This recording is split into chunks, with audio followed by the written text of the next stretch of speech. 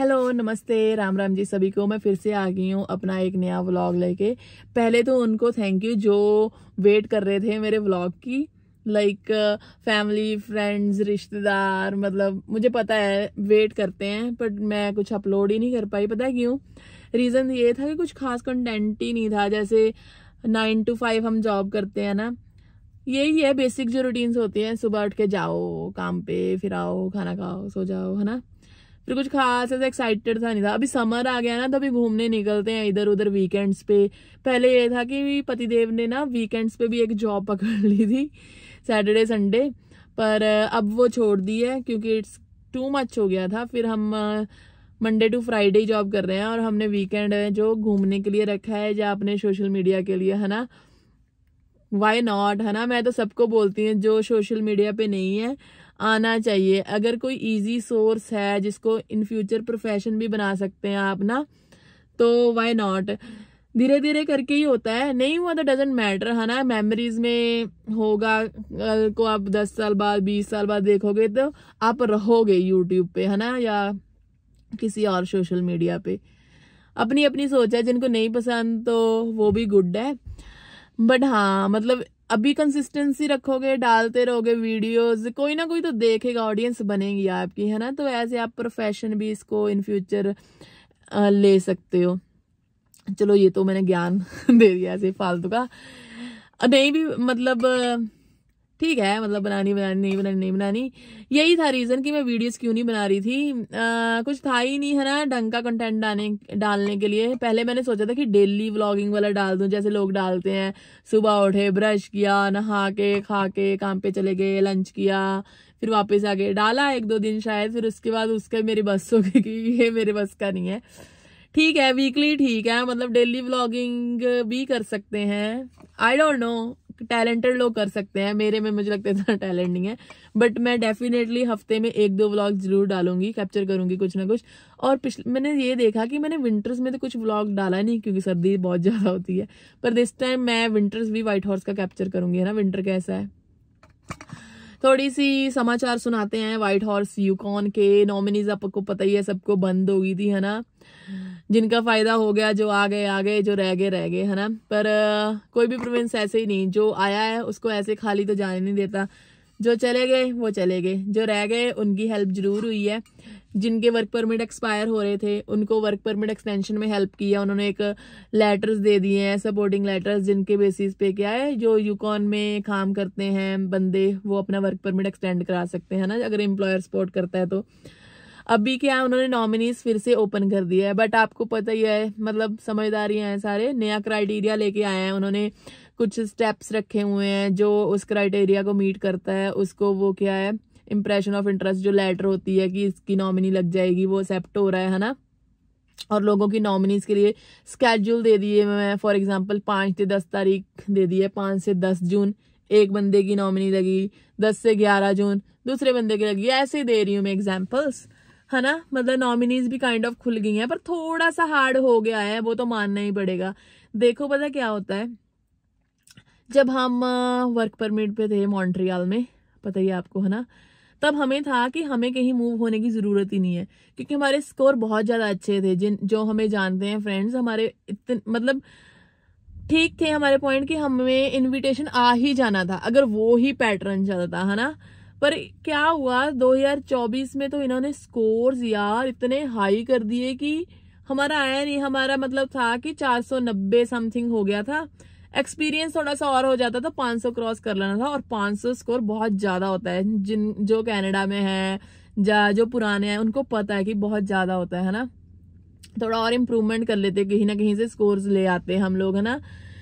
तो वो सीन था। पर एट द एंड हमें मूव होना ही पड़ा व्हाइट हॉर्स, क्योंकि हम वो हैं जो लास्ट मोमेंट की वेट नहीं करते। मूव होना ही बेटर था।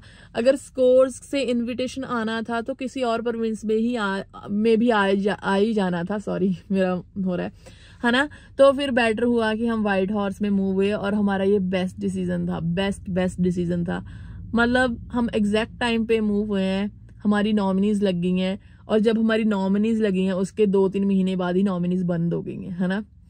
तो उस मामले में हम ठीक रहे। और जिनकी नहीं लगी उनके लिए मतलब ऐसा भी नहीं है कि हम खुश हैं कि हाँ हमारी लगी उनकी लगी, क्या कर सकते हैं, कुछ भी नहीं कर सकते। पर ये है कि हिम्मत नहीं हारनी, मतलब रास्ते मिल ही जाते हैं। मैं बोल तो रही हूँ कोई भी प्रोविंस है खाली नहीं भेजता किसी को भी, है ना।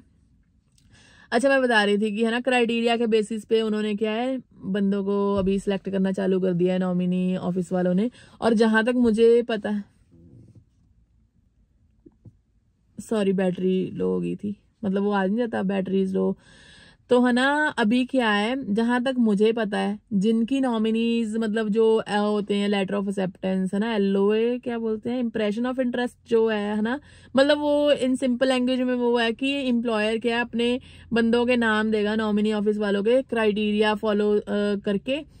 मतलब फिर नॉमिनी ऑफिस वाले सारी क्राइटेरिया देखेंगे कि किस बंदे का 1 साल हो गया है, किस बंदे के पास वो जो वर्क परमिट वाली सपोर्ट लेटर थी वो है, कौन बंदा यूकॉन में 1 साल से है, कौन बंदा यूकॉन यूनिवर्सिटी से पढ़ा है। ये सब क्राइटेरिया है, जिनका मैच कर गया उनको इन्विटेशन आ ही जाना है। और बहुत सारे लोगों को आया है, कंग्रेचुलेशंस। और जिनको नहीं आया उनको जल्दी आ जाएगा अगले साल। इस साल तक तो मुझे जहां तक पता है डन हो गया भाई कोटा, बस अब बहुत ज्यादा लक्की हुए तो आपको आ जाएगा। ओके ये तो ही बात है ना, इसको साइड पे रख दो। मैंने मेन ये वीडियो इसलिए बनाई है, मैं ना आज मैं अकेली नहीं, मैं और पतिदेव ना तेस्लिन में आए हैं। जो लोग यूकॉन में है व्हाइट हॉर्स उनको पता है तेस्लिन क्या है, एक रूरल एरिया है, साइड्स में है। जब नॉमिनीज बंद हुई थी ना तो ये वही गांव है जहाँ पे नॉमिनीज खुली हुई थी। हम यहाँ पे आए हैं पतिदेव के ऑफिस के काम से, वो ना स्टाफ को ट्रेनिंग देने आए हुए हैं जो जहाँ पे पार्ट टाइम जॉब करते हैं ना लोग, मतलब वो बिजनेस टॉपिक्स है, let's not go into that, है ना, वो चीजें हैं। तो वो अंदर ट्रेनिंग दे रहे थे, मैं बैठी बैठी बोर हो रही थी, मैंने बोला चलो कोई ना बाहर जाके वीडियो बनाई जाए। तो वीडियो में है ना, सॉरी बहुत टाइम मैंने बकवास कर ली। एट द एंड जो 600 पॉइंट होते हैं ना एक्सप्रेस एंट्री वाले, समटाइम वो ऐड ही नहीं होते यार। और प्रेशर इतना ज्यादा होता है ना, क्योंकि सबको पता है कि 2024-25 में पीआर लेनी कितनी औखी है, और आगे भी औखी ही है, हार्ड है ना। तो वो क्योंकि ड्रॉर अभी आ रहे हैं, कब बंद कर देने हैं यू नेवर नो, है ना। बंद कर दिए तो साल साल खोलते ही नहीं है, वो कोई ड्रॉ नहीं निकलता 9-9 महीने 10-10 महीने। और अगर निकाल भी दिया तो फिर ऐसे ऐसे स्कोर निकालेंगे वो ऊपर ऊपर, है ना। तो हमारी, मैं शॉर्टकट में कहती हूँ, हमारी नॉमिनी आ गई। उसके बाद क्या हुआ, हमारी 600 पॉइंट्स अपडेट ही नहीं हो रहे थे यार। हमने तो वो सीधा सीधा हमने जो हमारी नॉलेज थी, क्योंकि हमने सारा काम अपना खुद ही किया, एजेंट की हेल्प से नहीं किया, और खुद ही करना चाहिए, मैं तो यही सजेस्ट करूंगी, है ना। क्योंकि सब पता होता है कि क्या चल रहा है फाइल में, कब क्या ईमेल आई, किसी को कॉल करके किसी को मैसेज करके। हम नहीं ऐसा, मतलब वेट करने वाली तो मैं बिल्कुल ही नहीं हूँ कि हाँ किसी को फोन करूँ, हाँ जी भैया प्लीज मेरी देखना आई है ईमेल एड्रेस, और क्या वो बोलेगा okay I let you know by tomorrow. Tomorrow तक तो बंदा पागल ही हो जाएगा, है ना। तो बेटर है खुद ही अपनी फाइल लगाओ, थोड़ी सर्च वर्च करो, है ना। तो वही क्या बोल रही थी मैं, हाँ तो है ना, जब हमारे 600 पॉइंट्स ऐड नहीं हुए तो टेंशन हो गई हमें, है ना। कि हमें था कि जैसे सिंपल नॉमिनी के बाद क्या अपने आप अपडेट हो जाएंगे 1-2 दिन में, हुए ही नहीं जी। फिर हमने देखा कि जब नॉमिनी अप्रूव होती है तो उसके बाद ना वाईएनपी या कोई भी नॉमिनी ऑफिस वाले फेडरल को, आईआरसीसी को अपनी मतलब डाटा भेजते हैं, रिपोर्ट करते हैं कि इस बंदे को हमने नॉमिनेट किया हुआ है और आप इसको मतलब 600 पॉइंट दो या जो कुछ भी है ना।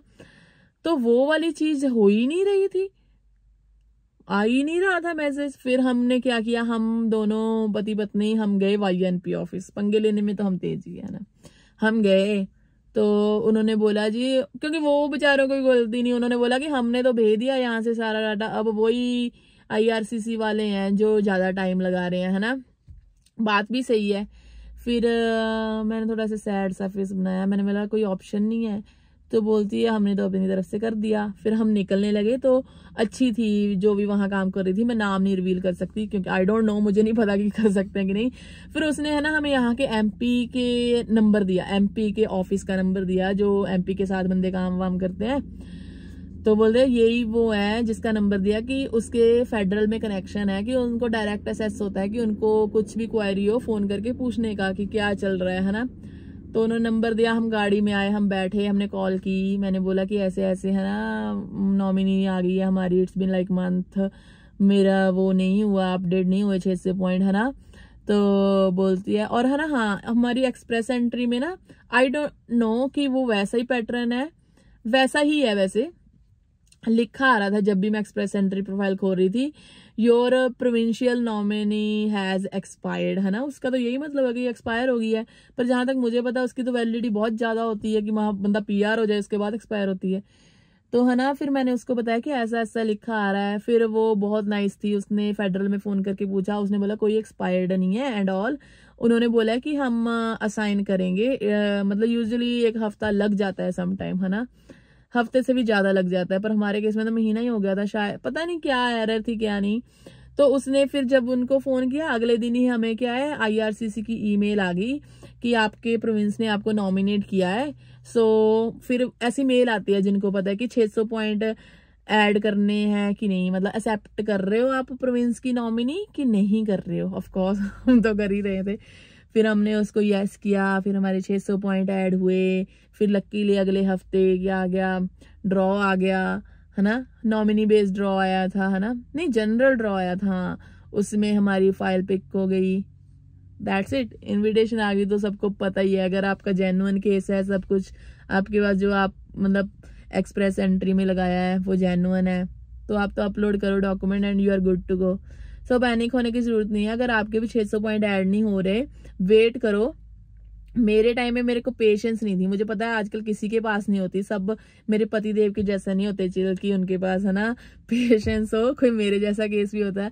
अगर आप भी पैनिक हो रहे हो कि नहीं हो रहे आपके 600 पॉइंट अपडेट, अपने नॉमिनी ऑफिस को पूछो। मतलब हम अगर नहीं भी है, मतलब वो नहीं भी नंबर दे रहे, तो मुझे लगता है वेबसाइट में MP के वो होते हैं, क्योंकि वैसे डायरेक्ट कॉल भी कर सकते हैं। जो CC का मतलब IRCC का नंबर होता है उसमें यही है कि वो शायद कभी ये रिप्लाई भी कर देते हैं, सेम रिप्लाई सबको आता है ना कि you have to keep some patience, आ जाएंगे। बट समटाइम वो मतलब हो भी जाता है, वेब फॉर्म डाल दो, बहुत कुछ कर सकते हो। बट सबसे इजी ऑप्शन यही है कि आप अपने MP को रिक्वेस्ट कर सकते हो कि फेडरल को पूछने के लिए। हमारे केस में ये हुआ था गाइस।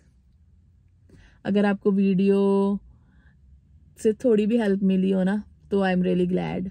और प्लीज अब मैं डालूंगी धनाधन वीडियोस, वायरल होना है, वायरल इन्फ्लुएंसर बन जाना है हमें भी। Just kidding. स्टे ट्यून, ध्यान रखो अपना सारा, बाय बाय।